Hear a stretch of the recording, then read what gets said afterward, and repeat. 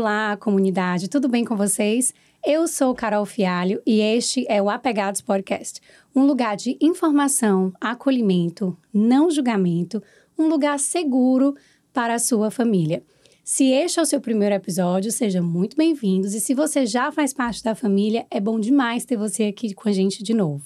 Se você não só faz parte da família, como também colabora para a criação dos futuros episódios do Apegados através do apoia.se/apegados, a minha imensa gratidão. Vocês realmente fazem a diferença nesse projeto. E hoje nós vamos estar conversando sobre um tema que vocês adoram sempre que aparece por aqui. Porque é próximo, porque sempre dá babado, porque a gente está falando do casal. Então, as pessoas, elas se aproximam muito com essa temática, né? Assim, não é só o filho pequeno, só adolescente, não, é o casal. E, especificamente hoje, nós vamos estar falando sobre o que é que nos motiva a escolher o nosso parceiro. Um pouco dessa questão mais que não está tão em evidência aí para todos nós. Mas que com certeza vai deixar você aí em casa pensando um pouquinho sobre suas escolhas, seus relacionamentos, como tornar o relacionamento um pouco mais saudável a partir dessa reflexão, porque essa é a nossa intenção aqui no Apegados, né? Sempre pensar em como tornar a nossa família um espaço mais respeitoso, mais acolhedor, com mais apego. E eu estou super feliz de finalmente estar conversando hoje com a psicóloga, terapeuta de casal e uma das fundadoras do Instituto Terapia de Casal, Jarlen Cunha. Seja muito bem-vinda, Jarlen, à nossa comunidade de apego, de afeto. É muito bom ter você aqui. A gente já tentou, né, marcar isso algumas vezes. Que bom que você não desistiu.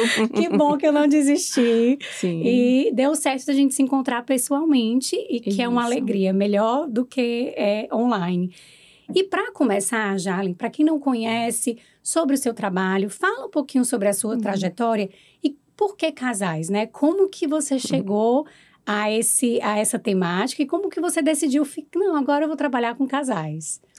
Essa é uma pergunta super interessante, é uma pergunta que eu reflito diariamente e eu sempre encontro respostas muito significativas, né? Ultimamente eu tenho considerado que a coisa que me inspirou a ser terapeuta de casal é ser a filha mais velha de 4 irmãos, né? E como filha mais velha, primogênita, de um casal que tinha suas questões, eu, de certa forma, sempre fui muito sensível a perceber as nuances daquela relação. Era algo que realmente me chamava a atenção. E eu me lembro, pequena, com 8, 9 anos, assim, por que é tão complicado eles se entenderem? Eu tinha esse tipo de reflexão, entendeu? Sim. Por que é tão complicado o papai entender a mamãe entender o papai? Por que eles discutem por tanta bobagem? Então, eu ficava... hoje eu digo assim, será se eu já tinha uma vocação para ser terapeuta de casal e isso me levou à psicologia, né? Porque com 13 anos, eu lembro que meu pai morava no interior, né, aqui na Serra da Ibiapaba, e o papai comprou aquelas coleções Psicologia da Família. Sim. E aí eu me taquei a ler Psicologia da Família e disse, vou ser psicóloga. Mas, de certa forma, eu estava motivada naquele momento ali de entender como é que uma relação podia funcionar melhor. Porque a relação deles me inquietava. Como pais, eu não tinha o que dizer, mas como casal me inquietava muito. E eu acho que realmente isso me inspirou. Mas essa conexão eu fui fazer há pouco tempo. É sempre assim. É sempre assim, né? E o tema que a gente vai falar tem muito a ver com isso, né? As nossas motivações inconscientes. Sim. Então, vamos dizer que esse insight eu não tenho há tanto tempo assim. Tá?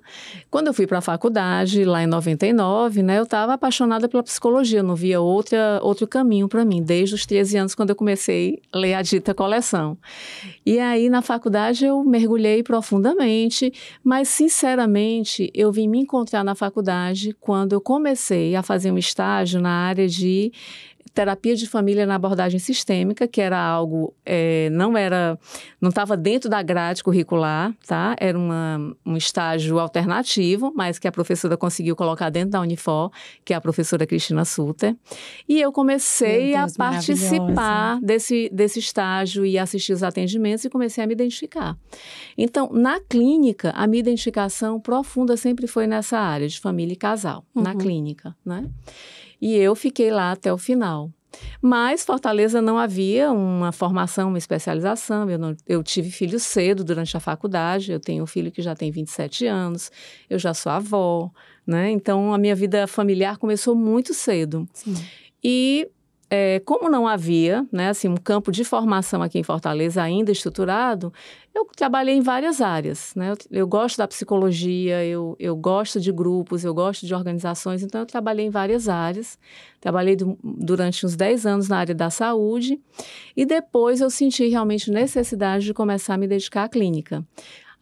Fiz algumas formações antes disso, mas a formação que realmente me levou à clínica, né, que me fez assim, mergulhar na clínica, foi a primeira formação em terapia de família na abordagem sistêmica da professora Cristina Sutter, né? Lá estava eu de novo. E aí, nessa formação, eu me identifiquei muito com as questões relacionadas à dinâmica conjugal. E comecei a estudar bastante sobre isso. E durante essa formação, eu encontrei 2 colegas, uma é a Cláudia Egito, a outra é a Virginia Uchoa, que hoje são minhas sócias no Instituto de Terapia de Casal. E aí nós resolvemos nos dedicar ao estudo da dinâmica conjugal, tá? Para a gente compreender cada vez mais assim, a complexidade, né, das relações afetivas, das relações amorosas, que desafiam, né, as pessoas que se casam, que se encontram, que desejam ter uma vida a 2 longeva, mas que enfrentam muitas dificuldades nesse caminho e muitas vezes desistem, né? Com rompimentos traumáticos que trazem consequências graves para as famílias, né? Então, a gente se apaixonou por esse tema e realmente o fluxo de casal foi também confirmando isso, que era essa área, né? Que eu poderia realmente contribuir, tá? Eu não sei quando você fala sobre isso, que eu tive a mesma experiência. Eu também fiz essa mesma disciplina com a Cristina Sutter há muitos anos atrás. E eu me apaixonei. Eu não sei se foi pela disciplina ou por ela. Sim, também. Por ver o trabalho dela, assim, também. Eu fiquei... Aquilo me marcou para o resto da vida, assim. Até hoje eu volto para ler Pragmáticas da Comunicação Humana, que foi um livro que a gente trabalhou muito na disciplina dela. E é um livro chamego de prateleira, assim. Eu sempre volto... Porque realmente, eu lembro que isso ficou muito marcado. Nossa, como nós podemos adoecer através dessas comunicações difíceis, traumáticas, né? Dentro da família. Sim. E como a comunicação também pode ser um instrumento de cura, tanto que a psicologia está aí, né? Para isso. Sim. Mas dentro da sua experiência... E a partir até mesmo da sua experiência pessoal que você dividiu aqui com a gente tão generosamente, como que a forma como nós fomos parentados influencia a nossa escolha por um parceiro na vida adulta, né? Porque John Bowlby fala da teoria do apego, e foi inclusive através dessa teoria do apego que eu desenvolvi o Apegados, pensando na teoria do apego, e ele fala sobre os tipos de apego, né? O apego seguro e os tipos de apegos também inseguros. E como que isso vai influenciar o resto da vida daquela pessoa. Sim. Lembrando que o modelo de apego, ele não é fixo, né? Que nós podemos mudar a estrutura de apego, mas que tem uma influência muito grande. Dentro do seu trabalho, dos casais que você vê, do trabalho que você faz no Instituto... O que é que você pode dizer para a gente, né? Do quanto que a maneira como nós somos parentados influencia a nossa escolha de um parceiro? A maneira como nós fomos parentados influencia toda a nossa vida, na verdade, né? Sim. Toda a nossa vida, assim, é o nosso primeiro modelo, né? De masculino, de feminino, de relacionamento. Então... Nossa, eu peguei assim, imaginei 1000 caminhos de te responder isso, né?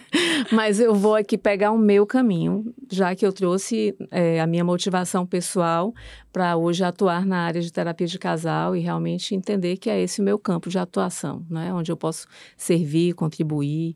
e aprender cada vez mais. Então, uma das questões que eu levo comigo, vamos dizer, dessa experiência familiar, é como é que as pessoas podem ter relações saudáveis, entende? Então, assim, eu, na verdade, como eu falei, eu tinha um contexto familiar onde havia conflitos conjugais, né? Como existe na maioria das casas, tá? Eu tenho 3 irmãos, né? Eu sou a mais velha. Eu era a única que estava ligada nisso. Entende?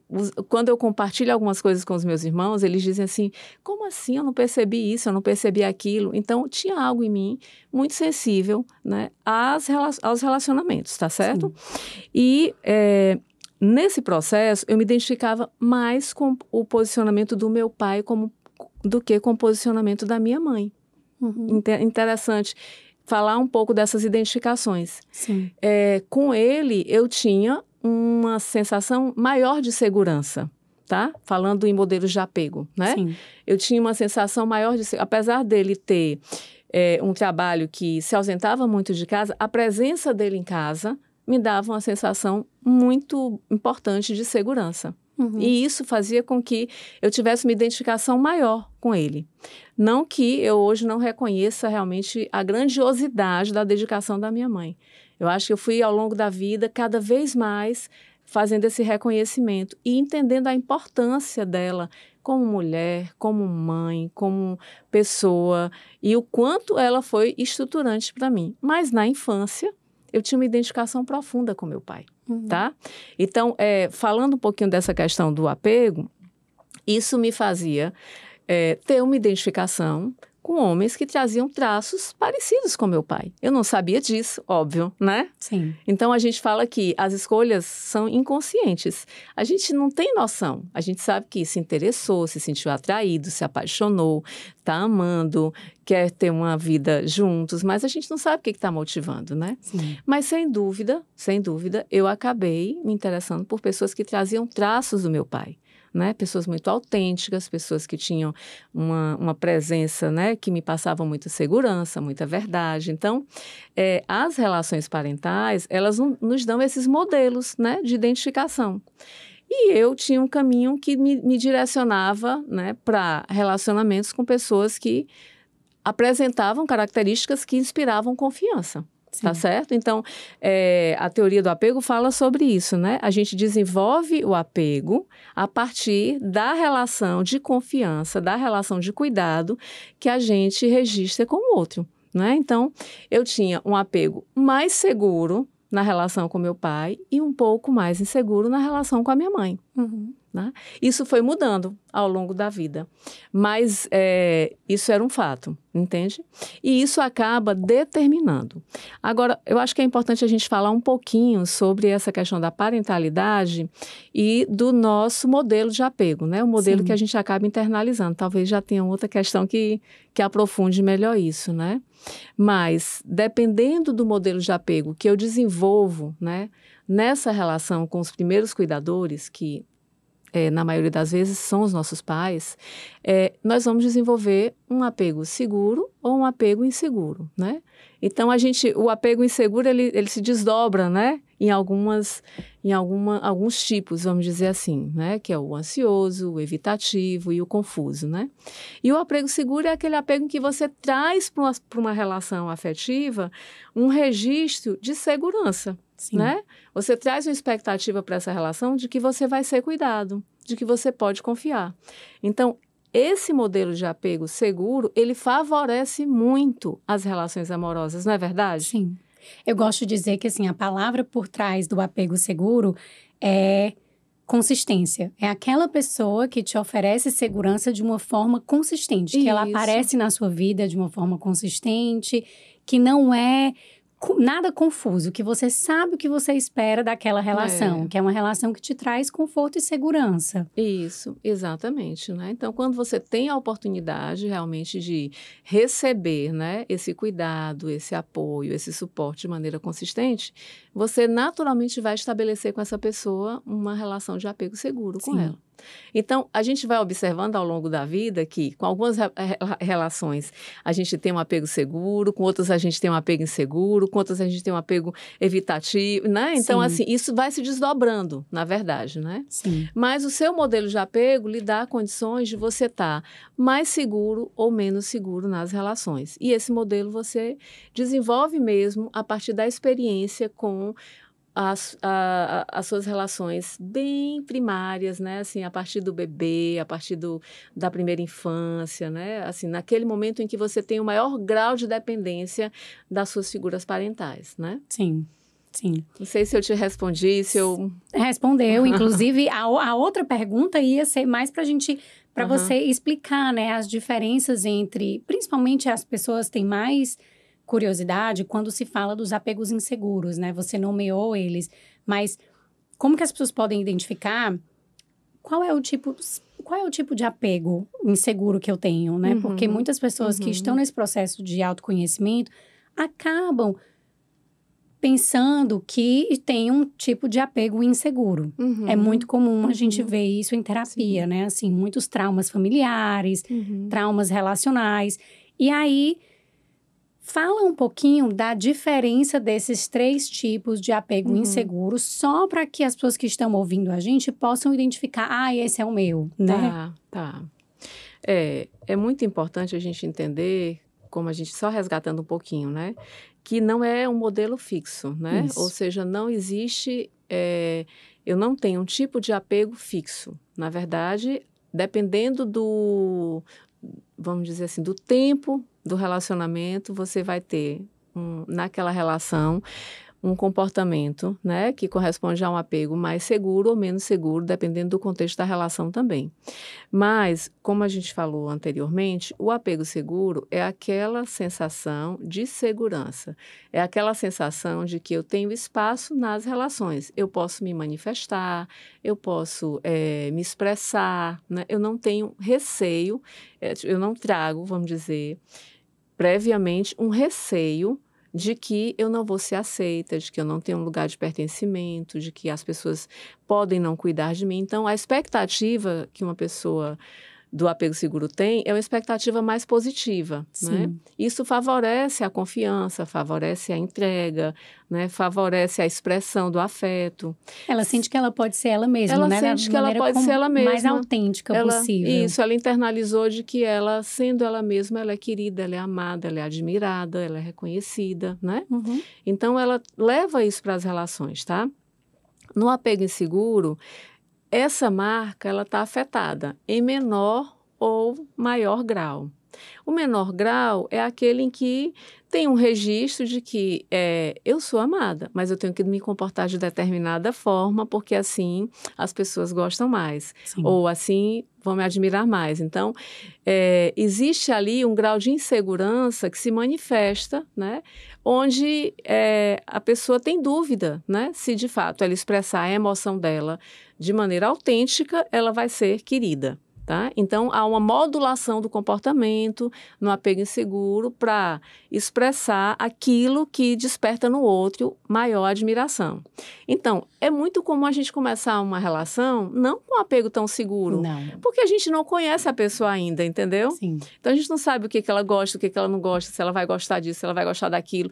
Então, algum grau de insegurança vai ser presente no início da relação. Concorda comigo? Com certeza. Né? Então, a gente vai tender a se arrumar um pouco mais, entende? Ser um pouco mais delicado, um pouco mais caprichoso, um pouco mais... Então, assim, as pessoas, elas vão investir mais nesse início do relacionamento porque elas têm dúvida, tá?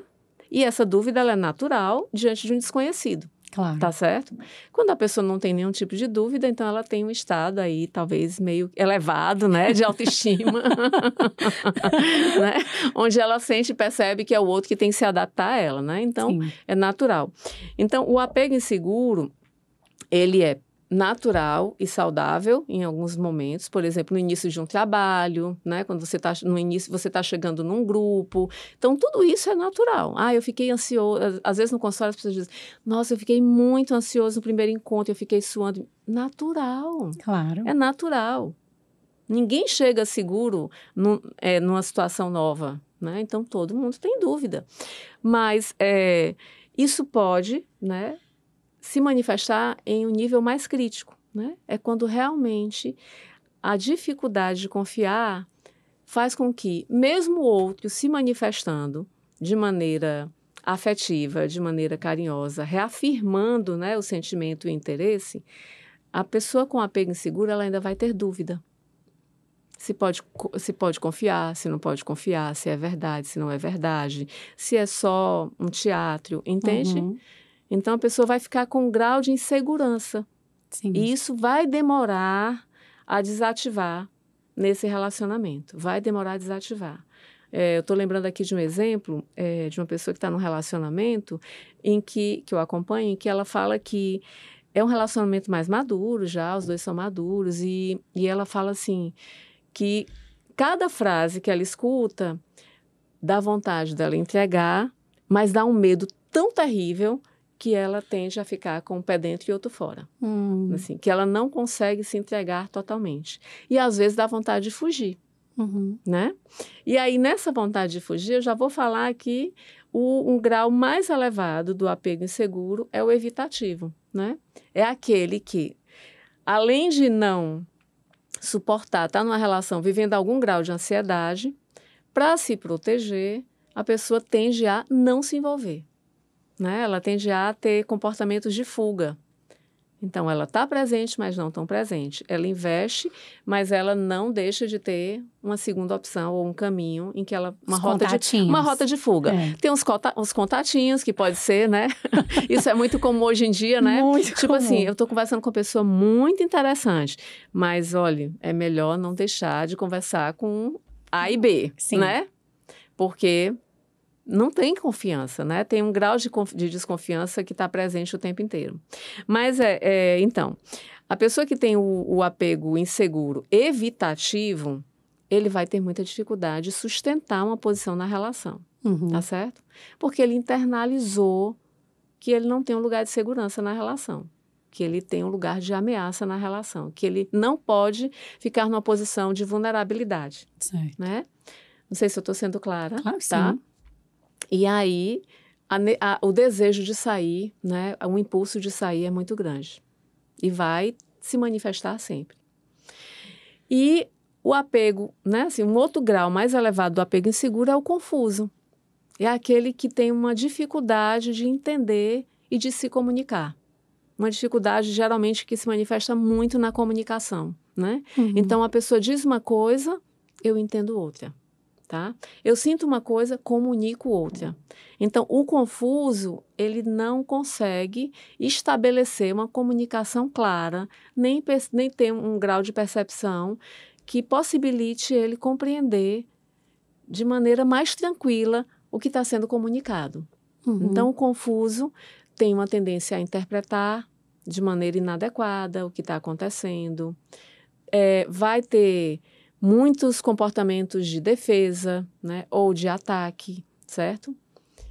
Vai estar sempre ali como que no limite, né, de uma resposta primitiva, vamos dizer assim, que é de ataque, que é de fuga, que é de distorção, que é de confusão do outro. Então, a pessoa com apego confuso, ela tende a ter um ciúme patológico, Sim. Entende? Ela tende a ter um amor, uma dependência emocional, mas que beira uma dificuldade tremenda de confiar e de se entregar. Então, ela nem pode, assim, ela nem consegue dar conta de estabelecer uma relação amorosa de confiança, nem ela consegue se afastar. Sim. Entende? Então, trazendo um pouco uma linguagem do comportamento, né, das ações, o apego seguro é aquele que consegue sustentar, tá? O apego inseguro é aquele que sustenta com um pouco de ansiedade, mas vai sustentar, tende a sustentar. O evitativo vai sustentar, mas vai ter dificuldade de ter um grau bom de proximidade, então vai estar sempre estabelecendo uma certa distância na relação. O apego evitativo, ele precisa de distância. A distância é que estabelece um grau de segurança para ele. Então, ele vai ter uma tendência a se distanciar na relação. E o apego confuso, ele vai ser tremendamente apegado, provavelmente, né, num grau intenso, tá, de dependência emocional, mas ele não vai conseguir, vai ter muita dificuldade de estabelecer uma relação saudável com o outro. Sim. Tá? Quando a gente pensa nos modelos aí parentais, por exemplo, do confuso, que a gente também chama, às vezes, de desorganizado, é quando a figura dos cuidadores, eles não são só inconsistentes, né, no cuidado, mas eles são uma ameaça àquela criança. Eles são fonte de violência, de trauma. Isso. Então, a criança desenvolve esse medo e essa estrutura de fuga ou de luta desde muito cedo, a partir dessa relação com os pais. E o evitativo é aquele onde a criança, ela tem uma ambiguidade, né? Isso, ela evita os pais, né? Assim, aquela criança que muitas vezes a gente olha, nossa, como ela é madura, como ela é independente. Porque a criança aprendeu que ela precisa se virar sozinha. Que ela não pode depender do pai ou da mãe, porque eles não têm essa capacidade de lidar com ela, com as necessidades dela. Então, ela aprende a se virar sozinha. E aí, ela entende que tem que existir esse nível de distanciamento dos meus pais para que eu possa sobreviver. Isso. E isso vai refletir na vida adulta dessa maneira. Então, é interessante a gente fazer esse contraponto, né? Para as pessoas poderem pensar na sua história e falar, nossa, os meus pais eram fonte de trauma para mim, né? Eram fonte de medo, de desorganização. Por isso que hoje, por exemplo, eu tenho padrões tão destrutivos, né? Essas impulsividades, agressividade, todas as coisas que vão surgir na vida adulta quando você está se relacionando. Isso. Tem estudos interessantes que falam da memória das pessoas, não sei se você já teve contato, né? Da memória das pessoas sobre os pais, sobre os cuidados, né? Sobre a família. E tem uma relação em que a pessoa com apego seguro, ela consegue ver os pais nos aspectos positivos e negativos e ela consegue integrar muito bem, tá? Ela reconhece o amor, mesmo lembrando, poxa, teve um dia que minha mãe perdeu a cabeça e aí fez isso e aquilo, entendeu? O apego ansioso, ele tende a destacar mais o negativo, tá? Mas ele não deixa de reconhecer o amor, ele sente o amor, mas ele destaca mais o negativo. O evitativo, ele tem uma tendência, olha só que interessante, a trazer na memória uma idealização. Não no sentido do que ele lembra. Ah, só lembro de coisas positivas. Não. Mesmo que aconteça, lembra de coisas ruins que aconteceram, mas não, isso não teve problema para mim. Entende? Sim. Então, o evitativo, ele traz uma memória de coisas difíceis, mas como se aquilo não tivesse atingido ele. Que ele cria armadura, Ele criou né? uma armadura, ele criou uma estrutura de defesa que ele não entra em contato com o negativo. Sim. Tá? Ele não tem facilidade de entrar em contato com a dor. Então, ele evita a vulnerabilidade. E aí, ele não lembra de aspectos difíceis como coisas que machucaram, que feriram, que não consegue. Sim. É muito, muito interessante isso, porque lembrar das dores possibilita também lembrar dos amores, né? Lembrar do que foi positivo. Sim. Né? Então, e o confuso, ele não consegue construir uma história. Ele não tem uma narrativa Ele não tem uma narrativa coerente, ele não consegue. Não tem memórias da infância. Não consegue. Sim. Né? Sim. Então, isso vai sendo construído nessa relação. E é como você falou, dependendo do comportamento que os pais manifestam, se um pai tem um modelo de apego seguro, ele vai ter uma postura que vai passar segurança. Provavelmente. Provavelmente.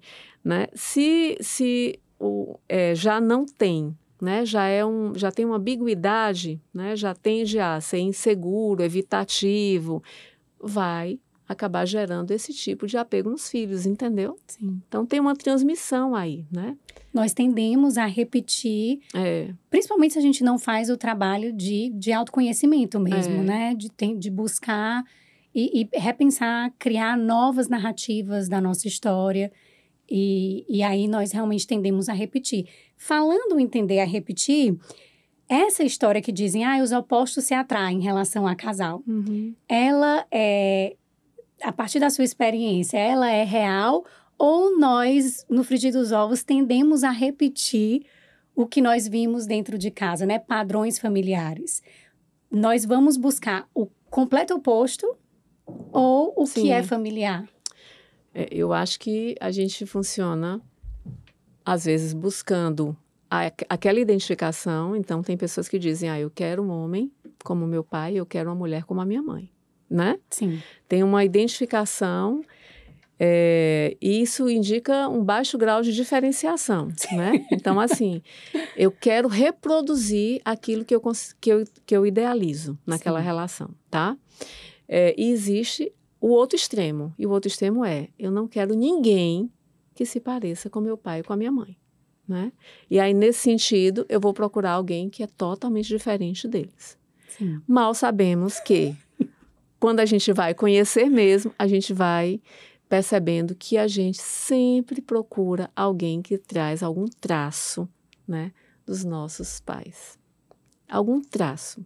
A pessoa pode manifestar superficialmente uma diferença enorme, tá? E vai ter várias diferenças, Sim. mas ela vai ter traços significativos que inconscientemente a gente identificou que tem uma semelhança, que tem uma familiaridade, vamos dizer assim, tá? Sim. Mas os opostos, eles se atraem sim. Isso é um fato. Por quê? Porque é uma tendência das pessoas buscarem no outro aquilo que lhes falta. Então, se eu sou introvertida, é bem provável que eu me interesse por alguém mais extrovertido. E aí forma essa complementariedade. Sim. Então, a gente se atrai pelo que nos falta. Isso foi verdade comigo. Eu sou mais extrovertida e meu marido é bem introvertido. E eu não consigo me imaginar com alguém extrovertido. Então, né? Assim, é uma dinâmica que eu acho que é uma dinâmica da vida, sabe, Carol? É buscar o mais, entende? Então, se as pessoas se atraem pelos iguais, a gente não vai ter diversidade, né? E eu acho que assim, a gente ganha se atraindo pelos opostos. Agora, não é fácil se relacionar com as diferenças, entendeu? Essa é a questão. E aí, eu acho que essas conversas, elas ajudam as pessoas a entenderem que, às vezes, a gente tem que dar conta das nossas escolhas para poder localizar os aspectos positivos dessas escolhas. Sim. Porque ficamos muito nos aspectos negativos, em função das diferenças. Mas existe, sim, esse movimento, esse fenômeno das pessoas se atraírem pelos opostos. Porque existe um desejo de buscar algo que me falta. Algo que me complementa nesse sentido. E o que você disse, eu sinto muito verdade na minha experiência pessoal. De que é desafiador, muitas vezes, bastante. Mas, quando eu faço uma reflexão sobre conflitos, por exemplo, que eu tenho em casa, eu percebo o quanto de aprendizado que aquilo me proporcionou. Que se eu tivesse com o igual, não teria me proporcionado tanto aprendizado. E foi uma preparação maravilhosa, no meu caso, para o meu relacionamento com a minha filha, porque a minha filha nasceu com o temperamento do pai dela. Assim, a identificação com o pai dela também é gigantesca. E eu fiz um workshop ali com ele. Aí, quando ela nasceu, eu disse, nossa...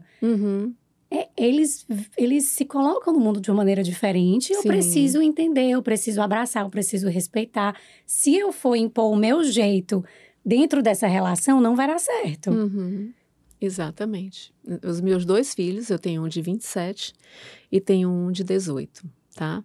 Os 2 nasceram com um temperamento muito parecido com o pai, na forma de se expressar, de se comunicar. Tem algo, claro, né, da mãe, sempre tem, mas a forma de se relacionar, a forma de se manifestar é muito parecida. E realmente, quando a gente quer impor o nosso jeito, seja na relação amorosa, seja na relação familiar, não considerando as nossas diferenças, a gente acaba entrando num comportamento de imposição, né? E esse comportamento de imposição é um comportamento de negação do outro, como ele é, da sua estrutura, como ele funciona. Infelizmente, nem sempre a gente consegue estar consciente disso, né? Mesmo que a gente compreenda, mesmo que a gente estude, né? No caso, mesmo que a gente saiba de todos esses aspectos, a relação, ela acontece de uma forma muito orgânica, né? Então, de vez em quando a gente cai na real, né? Eu já quero conversar demais, aprofundar demais, analisar demais. Demais. Demais, né? Eu já tive situações onde eu fiquei, assim, tão irritada. Aí eu disse, vai lá, tu resolver, porque isso aí é teu. Isso é herança tua. Então, tu vai e resolve. Aí, Exatamente. Volta pra mim. Não bote isso tudo no meu prato, não. Mas é assim mesmo. É. Porque a gente fica inábil para resolver porque a gente pensa e funciona de um jeito muito diferente. Completamente diferente. Então faz sentido mesmo, olha, talvez você lide melhor com isso do que eu. O acolhimento entendeu? que você oferece é diferente do meu, né? Assim, inevitável que seja. Talvez por isso aí a identificação maior com um dos pais, né? Isso. Super real, na minha experiência. E quando a gente está falando de repetir padrões, né? Aqui no Apegados a gente fala muito sobre como quebrar padrões de violências transgeracionais. E se nós, por exemplo, vivemos em um relacionamento, vimos os nossos pais em um relacionamento de um apego mais inseguro, com mais esse padrão, como que nós podemos perceber que nós estamos propagando o mesmo tipo de apego e o que fazer, né? Como que, sabendo que apego não é fixo, como que nós conseguimos identificar que nós estamos indo por um padrão bem adoecido, de desrespeito, né? E transformar isso, se for possível, dentro de uma relação mais respeitosa, afetuosa. Essa pergunta ela é delicada porque envolve duas pessoas, né? Sim. Então, vai depender muito se as duas pessoas têm disponibilidade para olhar o que não está funcionando bem na relação, né? Sim. Então, é o meu jeito, eu funciono assim, você funciona de outro jeito, mas para a gente se relacionar, a gente vai ter que moldar um pouco esse jeito, um pouquinho que seja, porque senão a gente não vai funcionar bem, né? Sim. Então, a gente tem que ter esse cuidado. Por exemplo, o meu jeito, o que eu quero dizer com o meu jeito? Ele vai ter uma referência na minha história, né? Então, eu vou estar, de alguma forma, trazendo um padrão ou um contra-padrão que tem a ver com a minha história, tá? Muitas vezes as pessoas na relação, elas ficam muito defensivas quando elas se veem no lugar muito parecido com o que a mãe ocupou ou com o que o pai ocupou, né? Dá uma ansiedade, assim, não suporta, né? Não consegue atribuir nada de positivo àquele comportamento que associa ao papel da mãe ou à função da mãe na relação, na família. Tem uma desqualificação, né? Sim. Dessa postura, vamos dizer, né? Desse pai ou dessa mãe. Então, tem uma defesa, né? Uma defesa e não suporta.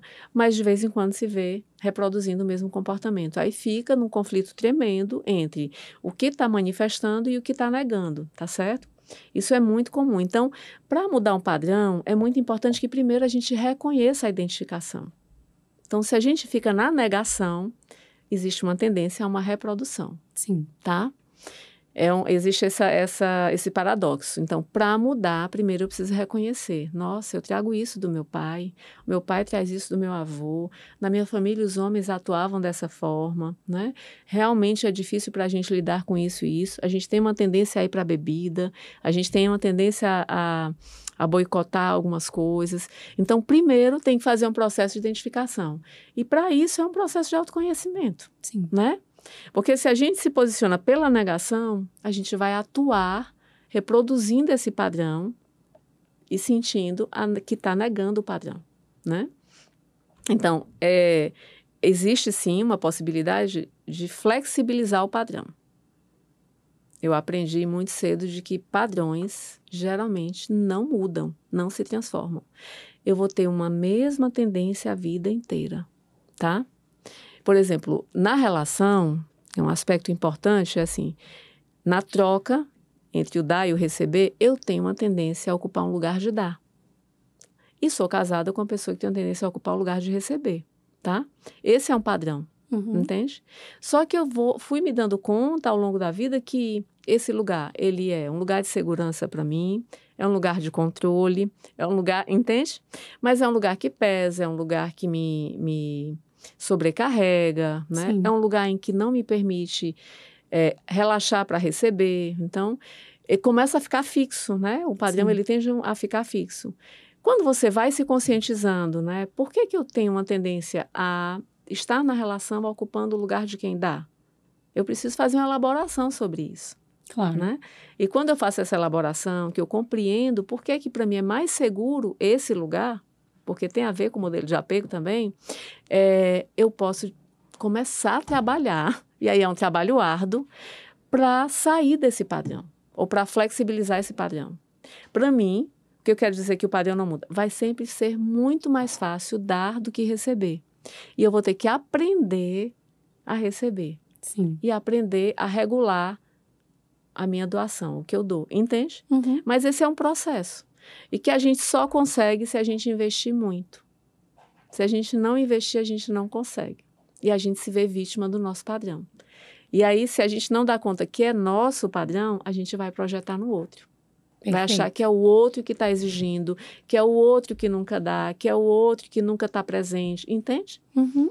E aí, então, a conscientização, ela é o caminho que possibilita a gente flexibilizar o nosso padrão. Eu já evoluí anos-luz, porque talvez se eu não tivesse evoluído, eu não estaria dando conta de me manter numa relação há tanto tempo. Sim. Entende? Sim. Agora, por que eu digo que é complexo? Porque se eu evoluo e o meu parceiro não evolui, ele fica rígido no lugar de receber, ele não consegue entender que a relação precisa dessa troca e que a gente tem que buscar um equilíbrio, provavelmente essa relação vai entrar numa crise. Uhum. Então, quando um evolui, o outro não evolui, né?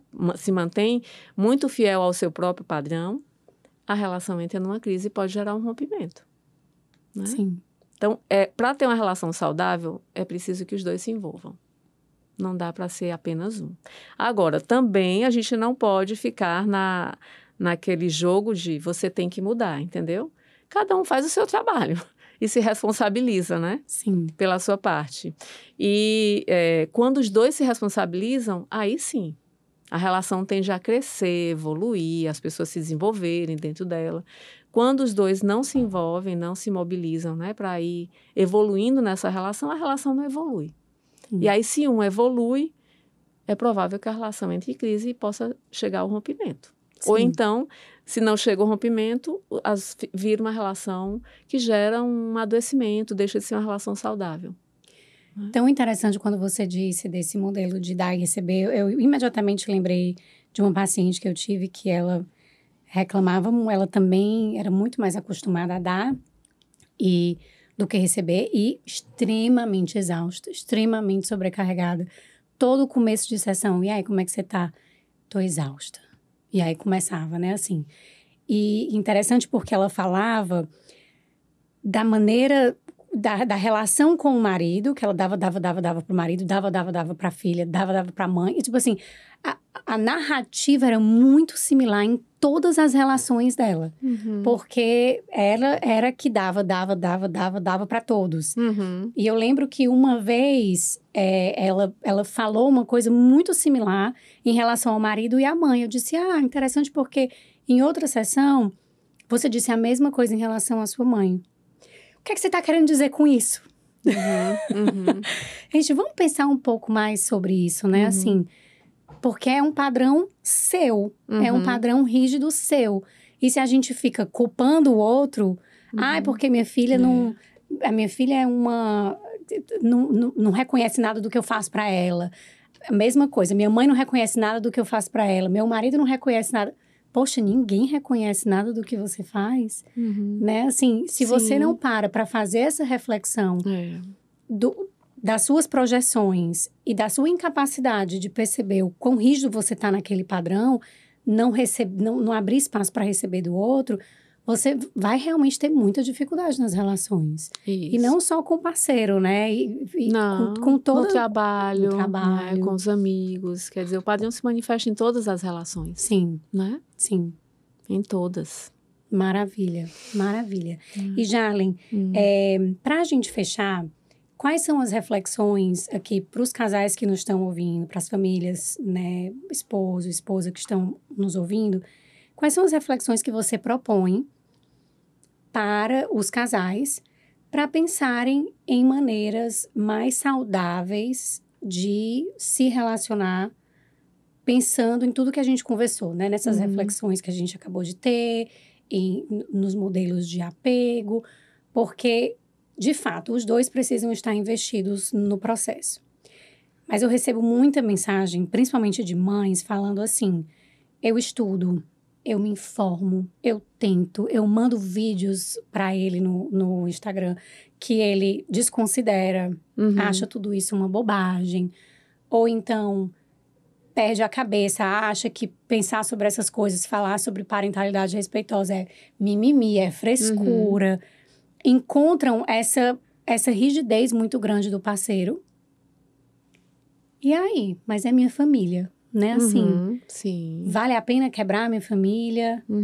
Como que reflexões a gente pode oferecer para que essas duas partes fiquem um pouco mais abertas a pensar, não, nossa, de repente é uma boa ideia a gente conversar sobre isso uma vez por semana, uma vez por mês, pensar sobre os nossos padrões. Eu tô vendo que você tá fazendo um trabalho, eu tô achando interessante a sua mudança, né? Assim, ficar também um pouco mais aberto, porque é um processo individual, mas a gente pode convidar o outro a receber isso de uma maneira mais empática, mais aberta. Sim, sim. É bem delicado. Eu sinto, assim, que quando a gente quer muito uma mudança, a gente encontra muita resistência. Infelizmente. Porque, às vezes, a pessoa que quer a mudança, ela está carregada de boas intenções. Mas existe algo numa dinâmica inconsciente de um casal que, assim, quando você quer muito que o outro mude, você está se colocando no lugar melhor do que o outro. Você, de alguma forma, se coloca no lugar de superior ao outro. Sim. Entende? E aí, o outro fica defensivo, né? Ele começa a se sentir julgado, exigido, criticado, entendeu? Perfeito. E ele vai se distanciando cada vez mais. Então, assim, como abordar é muito importante. Porque, assim, se a gente vê só os aspectos negativos, provavelmente vamos focar numa mudança do outro, tá? E vamos deixar de ver que o outro tem algumas questões interessantes, que de repente ele pode colaborar com as questões interessantes que ele tem. Pensando em parentalidade. Sim. Tá bom? O que eu vejo? Eu vejo, assim, as pessoas querendo muito estabelecer uma relação de igualdade, tá? Então, vamos ter que agir da mesma forma. Por mais que a gente receba informações que nos orientam da melhor maneira de agir com o nosso filho, com a nossa criança, nós nunca vamos agir da mesma forma. Então, a primeira coisa vamos precisar aceitar e assimilar as diferenças. Sim. Quando a gente entende que nós somos diferentes e que a gente não vai conseguir fazer o mesmo roteiro porque a gente é diferente, a gente já dá uma abertura no coração para aceitar um pouquinho o outro como ele é. Então, isso ajuda bastante a pessoa a se aproximar e não se distanciar, entendeu? Sim. Então, não é fácil fazer isso, né? Eu sempre falo, eu sou a pessoa que gosta de desiludir. Mas, se a gente introduz, às vezes, um princípio como esse, somos diferentes, e a gente vai ter que se encontrar nas nossas diferenças e ver qual a melhor forma, a gente vai criando um terreno que vai possibilitando a gente dialogar com as nossas diferenças, entendeu? Sim. Então, isso em relação à mãe e os filhos é do mesmo jeito, né? Por exemplo, eu tenho um filho com 18 anos, eu quero que ele desenvolva tal valor, tal princípio, eu começo, né? Começo a bater na mesma tecla, começo a falar a mesma coisa, começo a compartilhar vídeos. Assim, uma hora ele vai dizer, peraí, né? Eu penso diferente, eu acho assim, eu penso assim. Então, vai depender de muitos fatores, entendeu? Sim. Mas a melhor forma é valorizar o que é possível valorizar.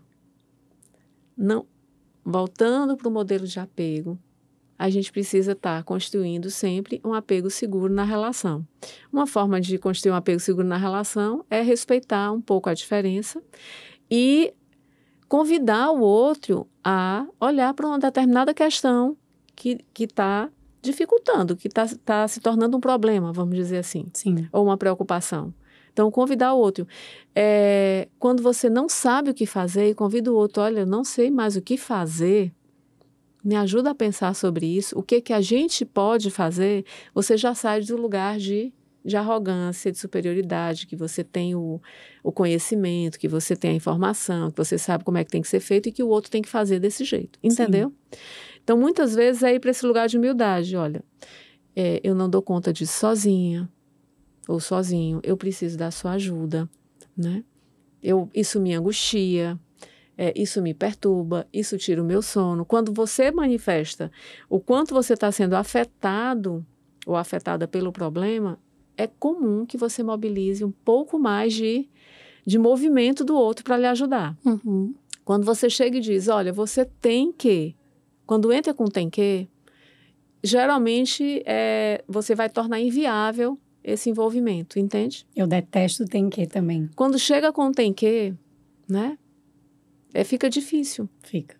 É como se, assim, então, por melhor intenção, informação, mas se vem com tem que, como adulto, a gente não recebe bem o tem que. Não. Entende? Como adulto, a gente recebe bem, assim, eu tô preocupada com isso, eu não sei o que fazer, eu queria que a gente tentasse algo que pudesse ajudar, entende? Sim. Então, começar desde o início com esse processo de me ajuda, eu li sobre isso, o que tu acha? Uhum. Faz sentido, entendeu? E com abertura, sabe? Claro, muito mais convidativo, É muito né? mais convidativo. E vão ter pessoas, né, parceiros, parceiras, que vão se sentir convidados e atraídos, mas vão ter pessoas que não vão, tá? Vão ter pessoas que vão estar fechados no seu padrão, na sua estrutura, na sua rigidez. Isso é um fato, né? Então, aí não tem forma, entendeu? Nem fórmula. Mas não chegar, eu acho assim, é básico, é um princípio, não chegar achando que sabe e que o outro tem que, eu acho que é um bom começo. Sim. Então, assim, tentar juntos, né? Vamos junto.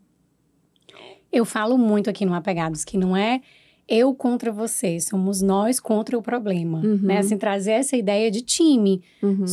Nós estamos aqui em prol da nossa família, para o bem da nossa família, e esse é um problema externo. Então, somos eu e você contra o problema, não é eu contra você. Sim, exatamente. Nós temos um problema. Sim. Né? Nós precisamos olhar para isso. E essa coisa de eu também considerar, talvez eu sozinha não dê conta, né? Talvez eu sozinha eu não faça a melhor coisa, eu não consiga lidar com essa situação, né? Perfeito. Se você está numa relação, que a relação está boa nesse sentido da comunicação, é mais fácil fluir.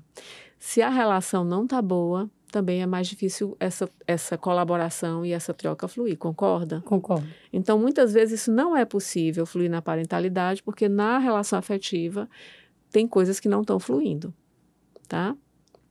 E aí as pessoas ficam ainda mais em oposição nesse caso. Sim. Elas vão fazer acertos, inclusive nesse assunto, não é? Sim. Perfeito, Jarlen. Muitíssimo obrigada pela sua presença, pelas reflexões. Eu acho que esse episódio vai trazer, assim, reflexões importantes para as famílias, para os casais que nos escutam. E o casal é a base da família. É a base. Os nossos filhos estão olhando para a gente, estão olhando para a maneira como nós nos relacionamos diariamente para formar a sua segurança no mundo, né? Nas relações. Então, é muito importante que a gente sempre abra espaço aqui para Apegados, aqui no Apegados, para pensar na relação do casal, porque realmente é fundamental dentro da família. E as suas colocações foram perfeitas. Eu tenho certeza que as pessoas vão se beneficiar ao ouvir esse episódio. Se você que ouviu até o final acha que alguém também pode se beneficiar com esse episódio, vai lá, compartilha. Compartilha no grupo da escola, no grupo das amigas. Chama para conversar com as amigas sobre, ei, tu ouviu esse episódio? Vamos conversar sobre isso, né? Porque assim a gente expande mais essa mensagem, alcança mais pessoas. Então, vão lá, compartilhem, porque é super importante. As reflexões de hoje foram extremamente válidas, valiosas, na verdade, para todas as famílias. E se você também está aqui com a gente ainda, não esqueça de dar 5 estrelas para Apegados se você ainda não deu. Vai lá, engaja, Isso também é uma outra maneira que você tem de estar dando suporte ao nosso projeto, de expandir a nossa mensagem. Muitíssimo obrigada por estarem aqui comigo mais uma vez e nos vemos no próximo episódio. Um beijo, gente. Tchau, tchau.